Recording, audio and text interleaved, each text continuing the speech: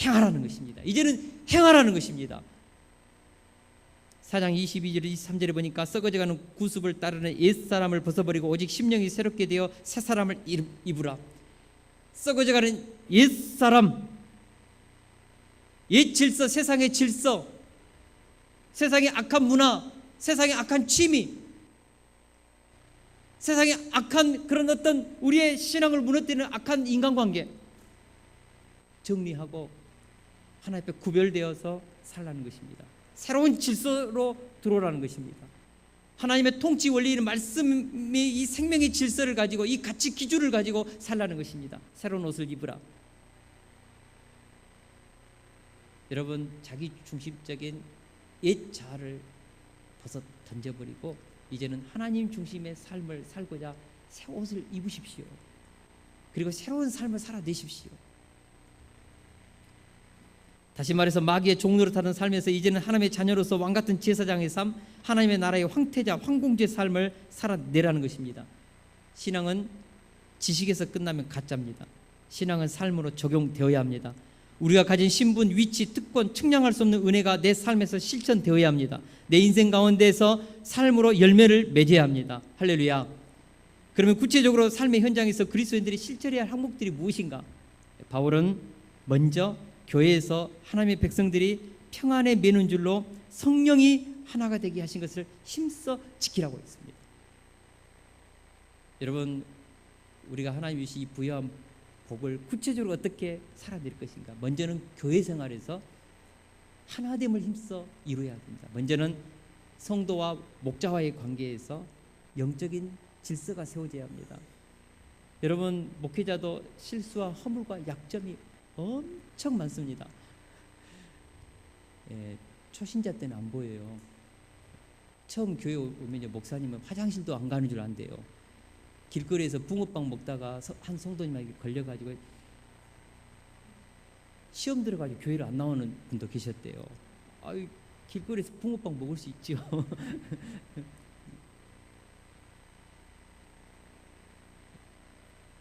초신자 때는요, 성도 목회자 뒷모습만 봐도 은혜가 돼요.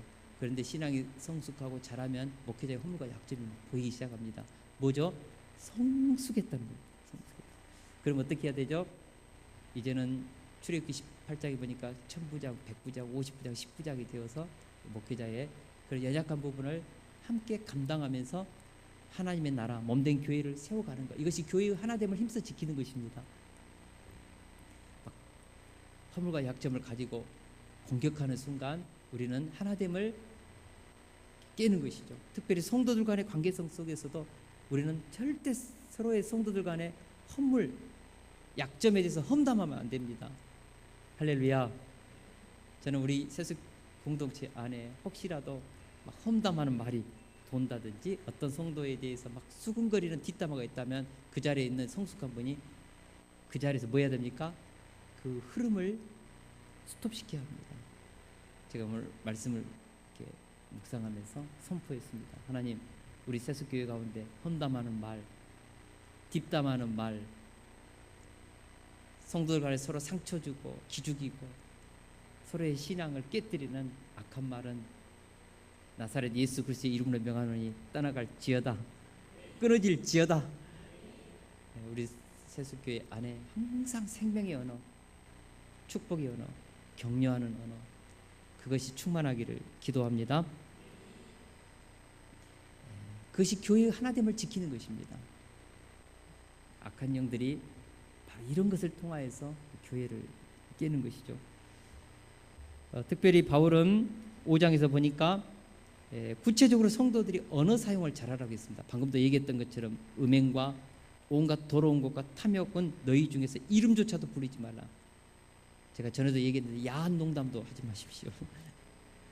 우리가 하나님 앞에서 정말 감사의 언어, 생명의 언어 사용해야 합니다. 또한 누추함과 어리석은 말과 희롱의 말을 마땅치 아니하니 오히려 감사의 말을 하라.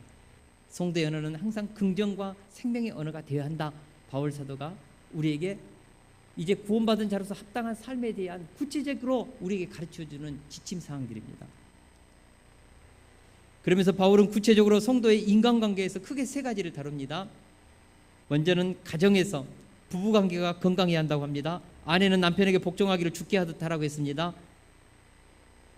여성님들, 아내를 어찌하든지, 남편을 어찌하든지 머리로, 가정의 머리로 세우고자 우리가 기도하면서 그 일을 해야 합니다. 남편은 예수님이 교회를 섬기듯이, 자기의 생명을 주면서 섬기듯이 아내에 대한 사랑에 뭐가 되라고 했습니까?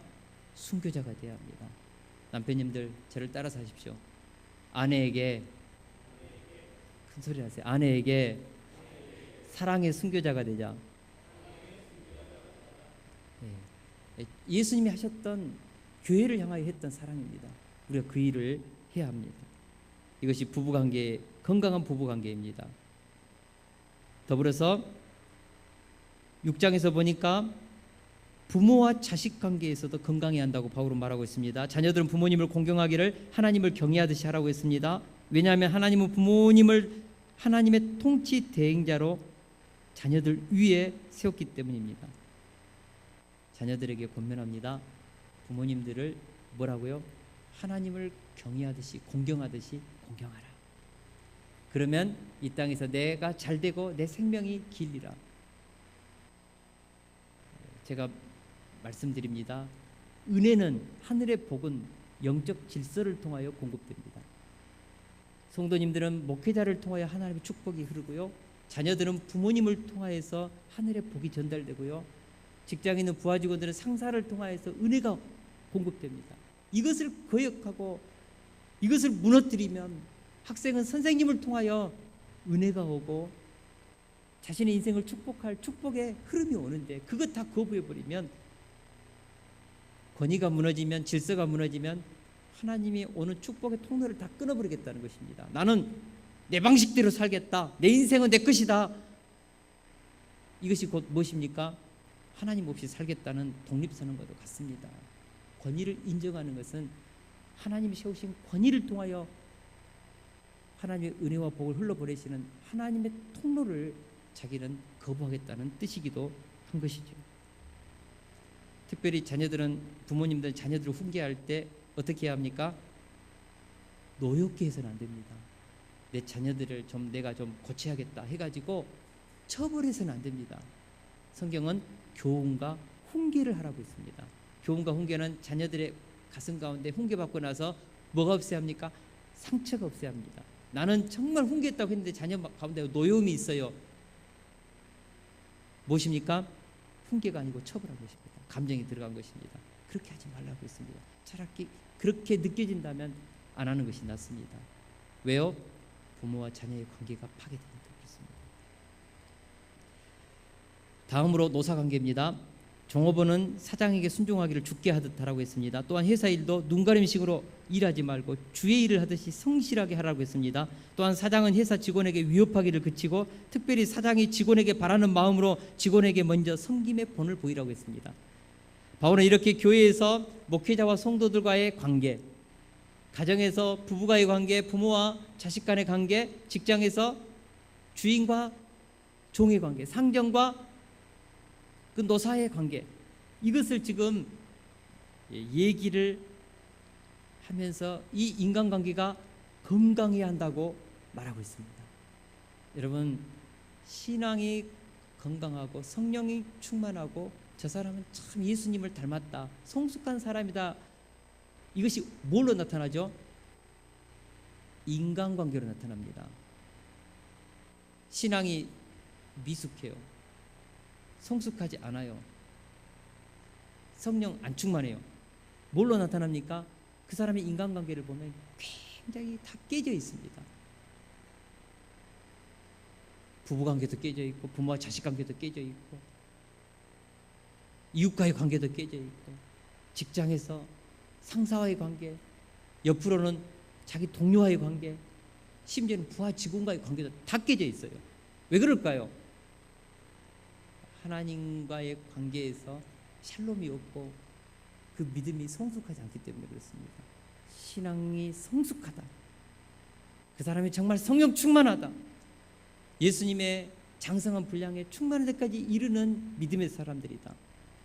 그렇다면 그 사람은 틀림없이 목회자의 관계가 좋을 것입니다. 성도와의 관계도 좋을 것입니다. 가정에서 아내로부터 존경받는 남편일 것입니다. 부모, 자녀들에게 정말 존경받는 아빠일 것입니다. 틀림없습니다. 직장에서도 상하 관계, 동료의 관계 좋을 것입니다. 예수님 잘 믿고 있어요. 그렇다면 인간관계가 좋아야 합니다. 할렐루야. 틀림없습니다. 예수님을 잘못 믿고 있어요. 인간관계가 다 깨져 있습니다. 그러면서 바울은 우리가 인간관계에서 승리하기 위해서는 끝으로 혈과 육의 싸움을 하지 말고 영적 전쟁을 하라. 하늘에 있는 악한 영들과 이 세상의 그 주관자들과 이 어둠의 세상의 주관자들과 싸우라고 했습니다.